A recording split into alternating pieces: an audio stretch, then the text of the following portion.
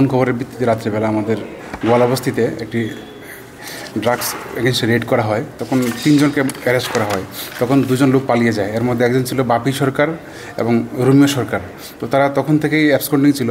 তো তাদেরকে খুঁজে পাওয়া যাচ্ছিল না, বাড়িঘরে ছিল না। এর মধ্যে বিভিন্ন রিপোর্ট তাদের বিরুদ্ধে আসছিল, বিভিন্ন অসামাজিক কাজের সঙ্গে যুক্ত। তো গত 29 তারিখ আমরা বাপি সরকারকে অ্যারেস্ট করি এবং কোর্টে 3 দিনের রিমান্ড চেয়ে প্রেরণ করি। তো কোর্ট আমাদের 3 দিনের রিমান্ড অ্যালাউ করে। তো আজকে আবার তাকে 3 দিনের রিমান্ড শেষে কোর্টে প্রডিউস করা হবে এবং তার ইন্টারগ্রেশনের ভিত্তিতে আমরা রুমিও সরকারের লোকেশন পাই।